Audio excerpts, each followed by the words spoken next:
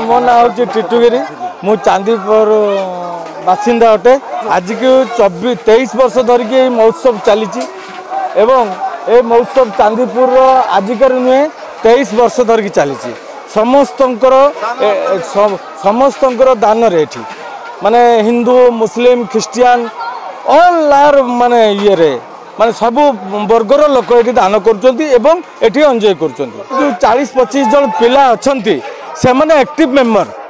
अच्छा सी हूँ प्रथम कथा। द्वितीय कथा है एठी आमर ग्रामवासी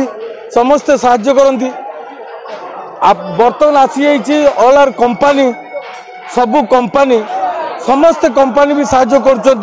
टलर मालिक साहाय्य कर दुकान जो अच्छी से भी साहाय्य कर टलर जो माने कर्मचारी अच्छा ड्राइवर स्टाफ से माने भी स्वेच्छा दान करती चाउल आलू तेल डाली विभिन्न प्रकार जिनस आज की नहीं 4 दिन है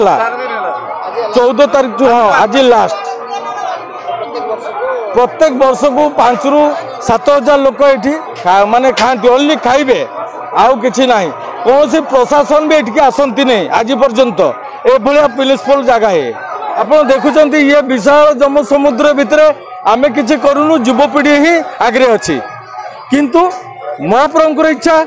सी जदि चाहिए ये आसवाई ताले चलो जदि महाप्रभुर इच्छा नहीं ताले ये कौन कर्म हो पार नहीं। संजू दीर्घ दिन धरी अनुष्ठान चलती 23 वर्ष धरिकी आम ग्राम भाई भाई भाई भौणी समस्त सहयोग अथा कंपनी समस्त सहयोग राति दिन सामान करके चेष्टा चलती खूब भल लगे आनंद एटा आम वर्ष वार्षिक पर्व एटा आ शांति श्रृंखलार हुए समस्ते खुशी हुए माने सब व्यवहार आचार कमिटी जते सदस्य मेंबर अच्छा से समस्त व्यवहार भी बहुत भल। मुक्तेश्वर सेनापति ये महोत्सव हूँ ऐतिहासिक महोत्सव ए महोत्सव सुनाम रही आमर नदी घाट एठी रही नावपाड़ा घाट जे परखी पंचायत आसुँच लोक मैंने से घाट संपूर्ण फ्री बलरामगढ़ी जो घाट चली से भी महोत्सव फ्री समस्ते जीवा आसवा सब फ्री गोटे 5 पैसा पड़े ना ये ऐतिहासिक जो मेला चली कौन गंडगोल किसी ना झगड़ा झाटी भल मत कि ना खाइबार प्रसाद सब भल हुए महाप्रभु जे आसुंच सदानंद महाप्रभु गौरांग महाप्रभु चैतन्य महाप्रभु ये सब आम बेंगलु आसुँच कीर्तन दल बेंगलु आसे 30-35 हजार टकर कीर्तन दल आसती ए वर्ष आसी खंतापड़ारू प्रत्येक वर्ष नूतन नूतन कीर्तन पार्टी आसती एवं भजन भी शैली चले से जो आमर जगन्नाथ मंदिर तालबर अच्छी तार भजन गाँव गणेश सेनापति एका भी ये भजन करती सहित एठिकार जो मेंबर अच्छा कि आमर मुरीबिलक स्वर्गर गले आउ जो युवपीढ़ी अच्छी से उत्साहत ये किसी असुविधा ना तरकारी शाग सब भल हुए महाप्रभुंर आशीर्वाद थाए। मो ना हूँ मातंगिनी माइती आम घर ये नावपाड़गढ़ चांदीपुर नावपाड़गढ़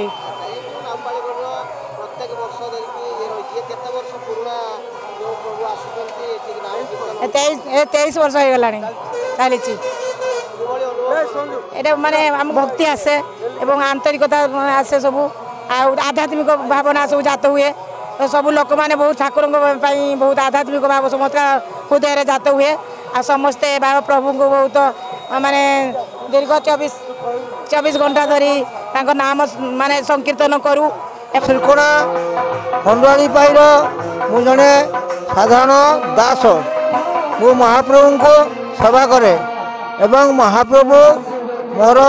सेवारे अछंती एई महाप्रभु एठाको 24 वर्ष धरी आसुचंती एवं एठिकार सबू सेवा कर्म दायित्व मो उपर थाए एणु मोर हेलाणी 32 वर्ष 32 वर्ष महाप्रभु हेले एठी 24 वर्ष में आइले